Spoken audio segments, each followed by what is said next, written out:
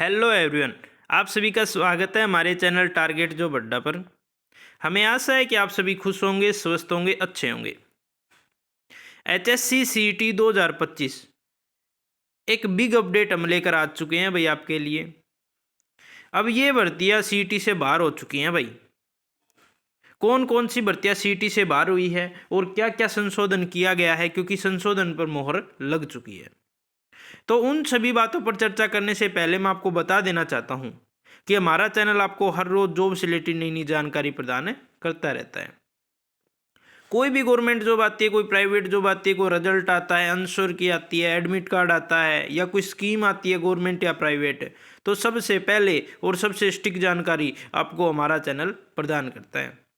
और हमारे चैनल पे आपको हर रोज़ जो प्रीवियस ईयर में एग्ज़ाम हुए हैं, उनमें जो क्वेश्चन आए हैं, वो भी आपको हमारे चैनल पे करवाए जाते हैं, क्योंकि वे एग्ज़ाम पॉइंट ऑफ व्यू से इंपॉर्टेंट होते हैं और आपके आने वाले एग्ज़ाम में आ सकते हैं, जिससे आप एग्ज़ाम में अच्छा स्कोर करोगे और अपनी जॉब को प्राप्त कर लोगे।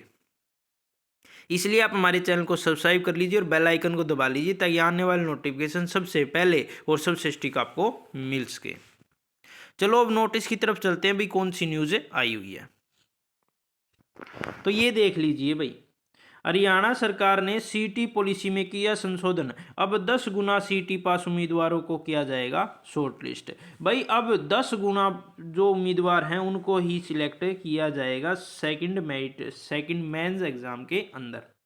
पर ये एग्जाम तो सभी दे पाएंगे, बट जो बाद में होगा उसमें 10 गुना बच्चों को ही आगे बैठने का मौका दिया जाएगा सेकंड एग्जाम के अंदर। मैं मानता हूँ इस 10 गुना होने के बाद तो बहुत बड़ी संख्या में जो बच्चे हैं इसके अंदर एंटर हो जाएंगे। भाई क्वालिफाई नेचर नहीं रहेगा, बट ये है कि बहुत ज़्यादा संख्या में जो 4 गुना का था उससे तो बेस्ट रहेगा ये। ठीक है, 4 गुना से बेस्ट है, बट क्वालिफाई से कम है। ठीक है, दोनों से मैंने बता दिया है। अब बात करेंगे कौन कौन सी भर्तियाँ और क्या क्या संशोधन हुआ है। तो सबसे पहले ये देख लेते हैं, यहाँ से एक एक चीज़ को देखेंगे। ठीक है, तो हरियाणा सरकार ने सीईटी में संशोधन किया है। मुख्यमंत्री नायब सिंह सैनी की अध्यक्षता में शनिवार को यहां हुई मंत्रिमंडल की बैठक में ग्रुप सी और डी के लिए कॉमन एलिजिबिलिटी टेस्ट सीईटी एक नीति 2022 में स्टेज में मंजूरी दी थी। भाई 2022 में आपको पता है संशोधन की मंजूरी दी थी, उस टाइम संशोधन हुआ था और एक अब हुआ है।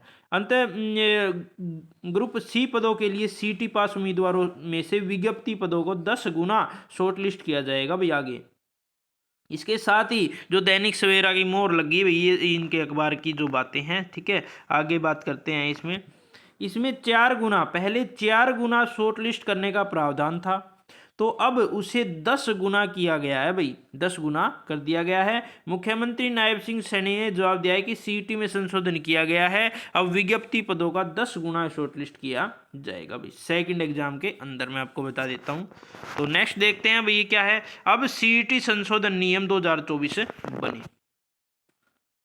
तो सीईटी के लिए बहुत बड़ी खुशखबरी है भाई, आपका एग्जाम अब जल्द से जल्द होने वाला है। भाई अब सीईटी पॉलिसी संशोधन 24 बने। मुख्यमंत्री नायब सिंह सैनी ने बताया कि इस नीति को सामान्य पात्रता परीक्षा के माध्यम से ग्रुप सी और डी के पदों के लिए नीति में संशोधन 2024 कहा जाएगा। भाई उन्होंने कहा कि संशोधन के अनुसार हरियाणा के मूल निवासी बोनाफाइड निवासियों के लिए प्रदान किए गए सामाजिक आर्थिक मानदंड जो 5 नंबर आपको मिलते थे, वो सिरे से खारिज कर दिए गए, उनको हटा दिया गया है। भाई क्योंकि वो जो पंजाब हरियाणा हाई कोर्ट के निर्देशानुसार हटाए गए थे, तो इसे संशोधन के अंदर अब इसको हटा दिया गया है, उनको अब मौका नहीं दिया जाएगा। नेक्स्ट भाई, अब कौन कौन से रहेंगे ये और बात कर लेते हैं। भाई शिक्षक पद अग्निवीर ग्रुप डी के सीईटी में छूट रहेगी। भाई शिक्षक पदों को अग्निवीर को और ग्रुप डी सीईटी से बाहर रहेगा। भाई और चर्चा कर लेते हैं डिटेल के साथ, भाई क्या कुछ नई बात निकल के आती है। मुख्यमंत्री नायब सिंह सैनी ने बताया कि सरकारी विभागों या किसी बोर्ड, निगम, वैधानिक निकायों या राज्य सरकार के स्वामित्व वाली और नियंत्रित किसी अन्य एजेंसी में राज्य अधिनियम द्वारा उसके तहत स्थापित किसी विश्वविद्यालय में पुलिस सर्विस, जेल, गृह ग्रुप सी, ग्रुप डी के पदों की भर्ती के लिए सामान्य पात्रता नीति 2024 लागू होगी। भाई ठीक है,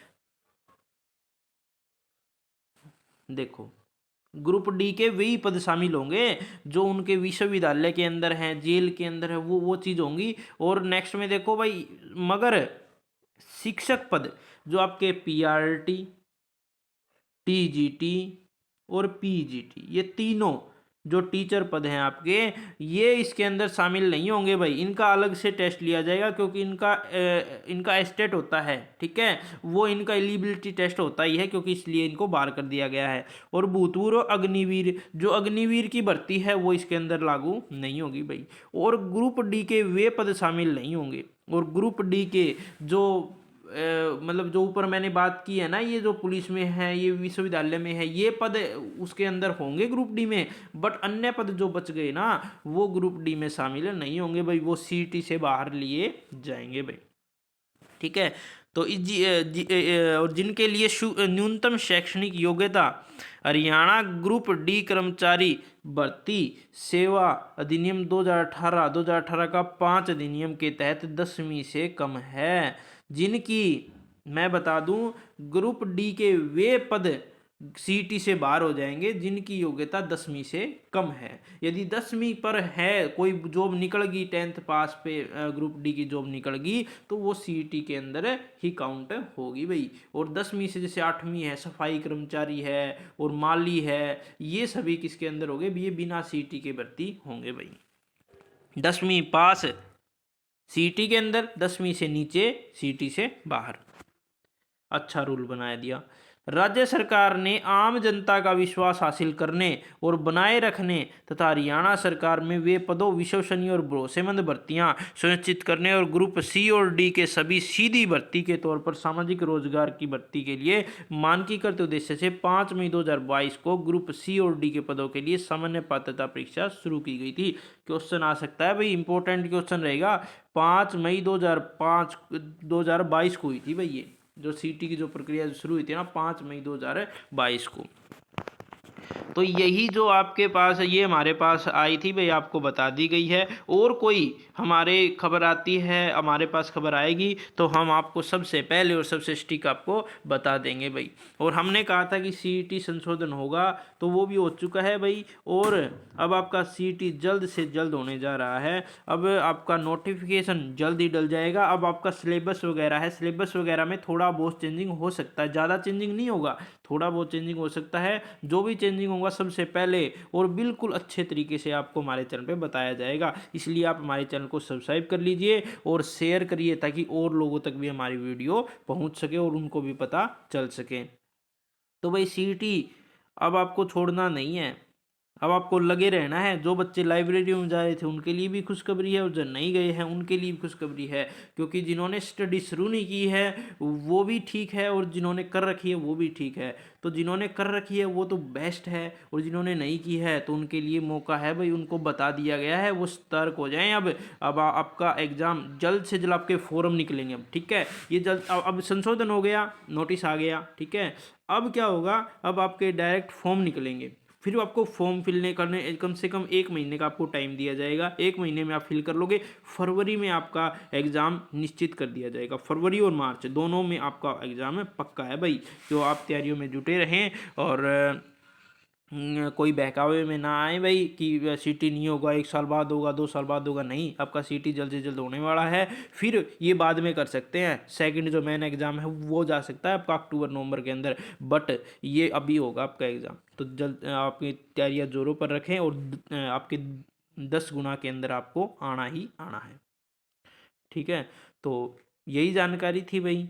और जेबीटी वालों के लिए बता दूं भाई, उनका भी रिजल्ट अब आ सकता है, तो आप थोड़ा सा जोर लगाइए भाई। जोर नहीं लगाते हो आप, जोर लगाने का मतलब है कि आप सोशल मीडिया का अच्छे से यूज़ नहीं करते हैं। मैंने आपके लिए ट्विटर बनाया था, उसके ऊपर भी नहीं, आपने अभी तक पोस्ट किए हैं, ठीक है। कमेंट करो उसके नीचे भी, और इस वीडियो के नीचे भी कमेंट करना। टीजीटी वालों के लिए है भाई बात, बता दूं मैं, फायर ब्रिगेड वो फायर ऑपरेटर वालों के लिए भी यही बात है कि आप ज़्यादा से ज़्यादा कमेंट करिए, आपका रिजल्ट जल्द से जल्द आ जाएगा, आपकी ज्वाइनिंग हो जाएगी, ठीक है। तो यहाँ तक वीडियो आपको कैसी लगी कमेंट करके ज़रूर बताना। ऐसी वीडियोज़ को प्राप्त करने के लिए हमारे चैनल को सब्सक्राइब कर लीजिए, और यहाँ तक वीडियो देखने के लिए आपका बहुत बहुत धन्यवाद। भगवान करे आप हमेशा खुश रहें।